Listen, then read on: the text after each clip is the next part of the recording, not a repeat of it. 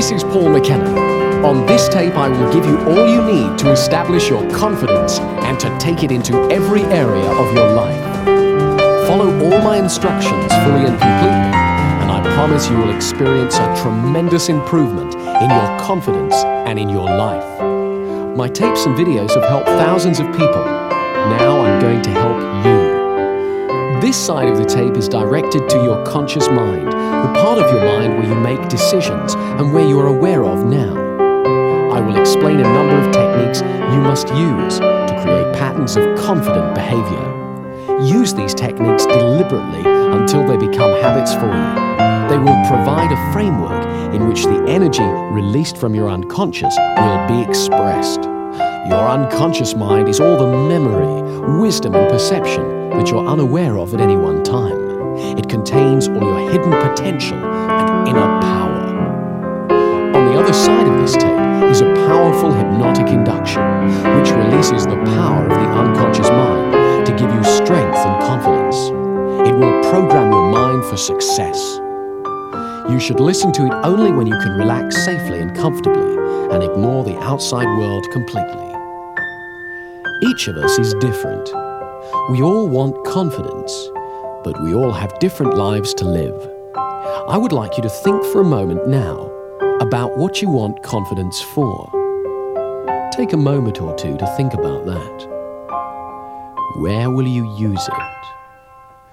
What changes will it make for you as you are more confident? Let's take a specific example. Imagine a scene in your head now where you are totally confident. Imagine you are seeing a film right now of a time in the future when you're using your confidence to achieve something you really enjoy. Do whatever you would do if you knew you couldn't fail. Just sit back now and watch yourself achieving excellence. Notice how you look, the expression on your face, the light in your eyes.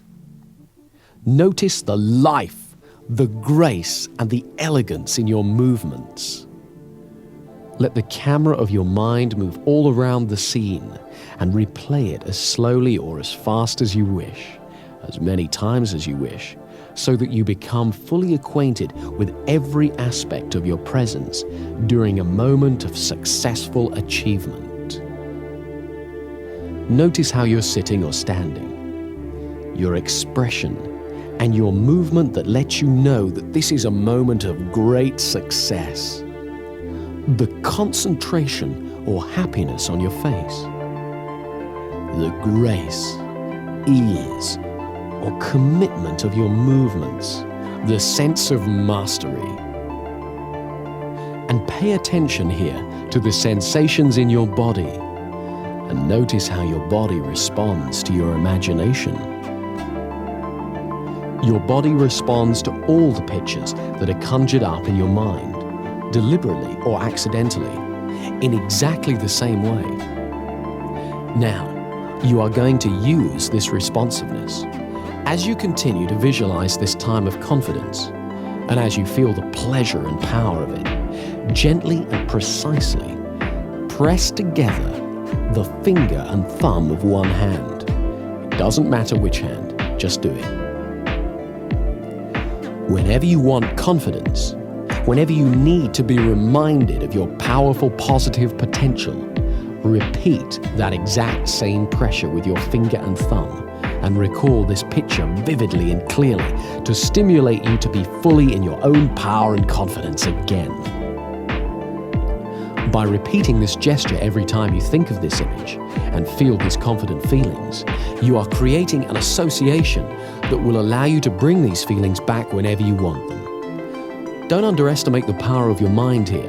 Do this simple but powerful exercise and you'll find it gets easier and easier and more powerful every time. You see, the human mind works by association. When we've experienced two things together for a little while, one will automatically remind us of the other. This associational linking is very powerful. For example, I like traveling, so whenever I go to the airport, I feel that excitement. even if I'm just going to pick someone up. The rule is, repetition is the mother of success. So let's just repeat this mental visualization. Remind yourself of that picture of you being successful and confident. It doesn't matter if it's not very clear at first. Each time you do it, it'll improve. Home in on the part of it that makes you feel best. Magnify that part. Make it bigger, brighter, louder, bolder, brilliant, richer in your mind. Really feel it within you and around you. And when that confidence is at its peak, press your finger and thumb together again in exactly the same way as you did before. And say to yourself, I am confident. And then relax. You are making that finger and thumb pressure into a signal to your unconscious mind to call up that feeling of confidence and power within you. Practice this imagining for at least 3 weeks every day, and then whenever you feel challenged, you can repeat that exact same movement. Concentrate for a few moments and access your inner state of confidence. Do it 21 times in a row. Olympic athletes the world over have used exactly this technique to prepare to win their competitions. Now you can use it. You see, we're all born with confidence. Babies are confident. They cry and they expect to be fed. They explore and they have no fear. We all have the ability to regain the confidence we are born with. And one of the main things we have to do, which is ridiculously simple, is just to make room for confidence. People who've lost confidence feel fear, and so they often hurry to get past things or hang back and avoid them. They speak too little or too fast. And when they feel awkward because they're doing these things, they have a tendency to do them even more. To let ourselves feel confident, we need 2 simple qualities: patience and flexible thinking. A few years ago, I was giving a presentation at a conference. I was on a panel with 2 other speakers, and while they spoke, I was really enjoying relaxing and being a member of the audience. And so it came as a bit of a shock to me when I was called to speak. I went to the rostrum and looked out and saw a huge room full of people looking at me. All of a sudden, I felt my stomach tighten and my hands went clammy and started to tremble. I was very surprised because I'm used to appearing in public, so I wasn't expecting to feel anything like that. So what I did was nothing. I just stood there and I noticed my feelings. First of all, I noticed my breathing, and I got used to standing where I was. I thought for a moment about what I was going to say and how much I believed in it, and I accepted that my body was excited. I was excited. I didn't have to call it stage fright or lack of confidence. I was excited. And that added a spark to my presentation. Then, when I felt ready to speak, I began. Now, this was a fairly simple little incident, but it shows 3 things. Firstly, you never know when you're going to be surprised, because I had no idea I was going to feel anything like that when I stood up. Secondly, it reminded me of the value of patience. I simply took my time to notice what I felt and got used to it. I didn't rush away from my feelings by diving straight into my presentation in a terrible rush. And when I acknowledged how I felt, it wasn't overwhelming. It helped to notice my breathing and to let that be calm as well. Thirdly, I reminded myself that the feeling I felt wasn't good or bad. It was just what I felt. And I could choose to call it fear or stage fright or eagerness or excitement. And I chose to call it excitement. I was reminded of this when I was sent a tape of my presentation, and I heard the pause before I started to speak. That was the pause I took to make room for my confidence. There are lots of ways you can make room for confidence in your life. In conversations, we can practice confident listening. Confident listening is allowing yourself to concentrate fully on the other person's speech. It means that rather than preparing what I'm going to say, I really listen to you. And so often when I listen well, what I need to say, and when it's okay to say nothing, becomes much clearer. When I hear the rhythm of the conversation, I discover that there are plenty of times when silence is appropriate. By listening with patience, I make room for confidence in my conversations. The same is true with actions and feelings. Patience makes room for confidence. Turn your attention outward to the world while acknowledging what you feel. But don't judge or compare or worry. Stay curious. Don't judge yourself or others. Often you don't have to do half as much as you were worried about when you lacked confidence. And when it's time to act, what you have to do is clear and simple. We all use habits a great deal in our life. Some habits help our confidence, others don't. So to increase our confidence, we have to amplify the habits that assist us and eliminate those that don't. Much of our thinking is habitual. It happens all by itself and is just a string of associations. Mostly, we tend to be absorbed in a task or an interest, or afloat on the river of automatic thinking. However, we can affect it. With a little effort, we can redirect our attention. It turns out that associational thinking is very powerful, so this effort has to be made over and over again. At first, it's quite unnerving to discover how easily we can be distracted. But if we repeat the effort over and over again, we gradually find that we affect our patterns of association and also increase our powers of concentration. There's one very important way we need to make this effort. Nowadays, the atmosphere of ideas in which we live is very busy. Messages bombard us from all sides, and not all of them are very healthy. On television and radio, we're asked to buy far more than we can afford, and the news is always full of doom and disaster. To protect ourselves, we learn to ignore a great deal of it so that we're not overwhelmed. But unfortunately, we can also inadvertently ignore the beauty and blessings of life as well. So we must learn to be selective and to reinforce the positive, beautiful messages in our lives so that we nourish the positive and beautiful in ourselves. As we pay attention to the goodness in the outside world, we strengthen it within ourselves. It's also useful to phrase things positively, to use optimistic language whenever possible.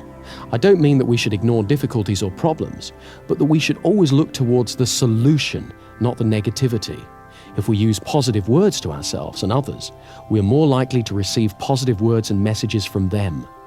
Try to avoid putting people down or putting yourself down. If you want, you can make a game of cleaning up your language. Do it by yourself or with a friend. Watch out for negative phrases like "I can't," or "I shouldn't," or "I'll never," or "I'm just not very good," or starting sentences with "but" or "no." Whenever you hear yourself or a friend use a phrase like that, stop and rephrase it in positive terms. For example, instead of "I can't do such and such," use "I can learn how to do such and such," or "I haven't learned to do such and such yet." There's no fixed meaning in life except the meaning that we bring to it. So let's make your life brighter by looking at things that you've got going for you. Positive thinking becomes a self-fulfilling prophecy. Every time we pay attention to something, we energize its presence within us. If we pay attention to negative thoughts, we just make them stronger. So they crop up more and more often. But when we pay attention to positive thoughts, we strengthen them so that they return to our consciousness more and more often. Whatever you pay attention to returns to your awareness more and more frequently. So it's vitally important to acknowledge and concentrate on your successes, great and small, and what's really healthy and rewarding around you. Remember, you always get more of what you focus on in life. Here's a way of focusing that power.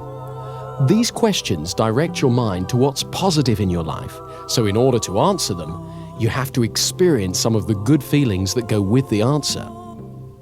Every morning, ask yourself, what do I feel happiest about in my life?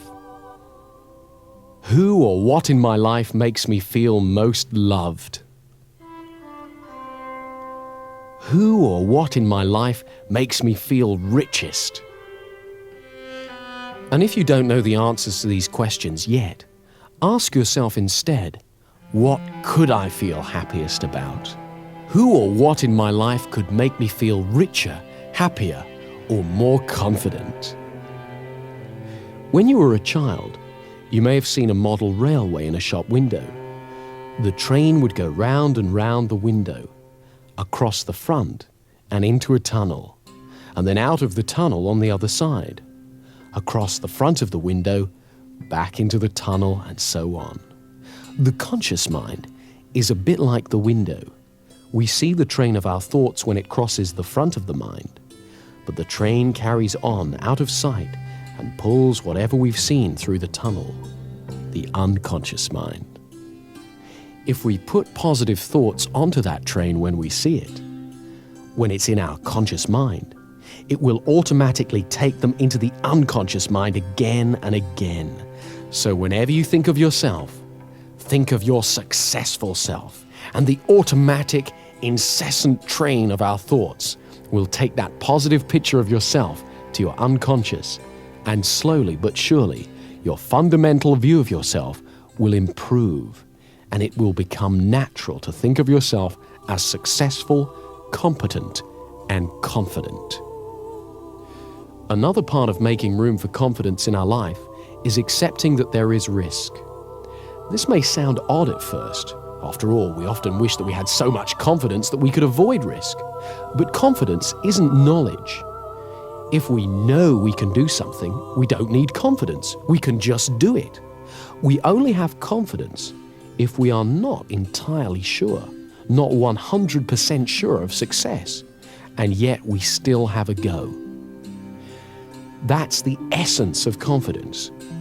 When there's no risk, there's only certainty. Confidence only comes when there's risk. So we must embrace the risk, recognize it, and realize that it has a place in your life. In fact, it is because of the risk that you can value your achievements, because you achieve them in the face of risk. This is why you can feel good about every step on your path to confidence. Each step is a risk, however small. And as you get used to having confidence, you will realize that you get used to having risks. Risks don't go away. We just learn that we can face it and deal with it. And as we do so, we become more powerful. We learn we can achieve our goals, and we become more confident. Let me show you one more thing that increases your confidence, and it's great fun as well. Think of somebody now with whom you don't feel confident. Imagine them walking in your front door. And imagine they've got a red clown's nose on their face and an orange wig on their head. Or shrink them so they're about 12 inches tall. And call to mind the way they talk. If, for example, it's an authoritarian sort of voice, "You stupid, useless person." Make them sound like Mickey Mouse. "You stupid, useless person." Or make them have a sexy voice. "You stupid, useless person." Really enjoy making them as ridiculous as you want and get used to this way of seeing them, even when you meet them face to face. You'll find it's great fun, and it really changes how you deal with them. It's very empowering and enjoyable to look forward to the success in our future, and the more we get used to it, the more it happens. I'd like you to close your eyes now and fantasize how things would be in an ideal world. Imagine your dreams have come true. You're doing exactly what you want to do. All around you, you can see exactly what you'd like to see. Everything you hear is perfect, and you enjoy what you feel. And as you do this, where in your body does it feel best of all? Locate the feeling and give it a color. Imagine that color glowing there within you. Now, begin to move that color all over your body and spread that fantastic feeling throughout you. Let it permeate your body. Notice how wonderful you can feel just by using your mind like this. Make sure it's around your legs and feet, stomach, chest, shoulders, arms, hands and fingers, neck and face. Make it truly brilliant. Turn up the brightness, feeling joy and energy surging within you. Now double the intensity of that color again and keep that feeling within you. Wonderful, brilliant, bright, fantastic. When you feel good and happy, your non-verbal communications put you in tune with good and happy people and help other people feel good too, so you create a warm, friendly atmosphere. With this simple exercise, you can actually affect all the world around you. Do this every day and you'll soon notice how it begins to bring out the optimism and enthusiasm in the people you mix with. Remember, happiness and excitement are contagious. So you're going to direct your attention away from comparison with others, away from the barrage of advertising which plays upon fears and insecurities, and away from negative judgments, and steer it towards a positive appreciation of the world and people around you. This inner glow will help you do that. Finally, remember to walk tall. When you've finished using this tape, get up and hold your head up in a comfortable, relaxed position on your shoulders. Let your spine support you. Imagine that a golden thread runs vertically up through your spine and straight up to the sky, and that thread supports you. Let yourself relax, safely held by that thread. This relaxed, upright stance is the natural position of confidence, and it will soon be as natural to you as breathing. So enjoy it. And to give you a rock-solid foundation for your confidence and power, use the hypnotic induction on the other side of this tape every day for 3 weeks, and as often as you want thereafter. Side 2 is a powerful hypnotic induction that will reinforce all the work you've done on this side and will boost confidence at every level of your mind. Whenever you want to relax deeply and totally, go somewhere where you don't have to be aware of the outside world and use Side 2 to go into as deep a trance as you need to. Each time you go into trance, the effect gets stronger. So use it every day for 3 weeks. Use it, enjoy it, and you'll find that as your confidence increases day after day, you'll find yourself doing things you used to dream of. Use both sides of the tape every day until you can really feel the improvement you want.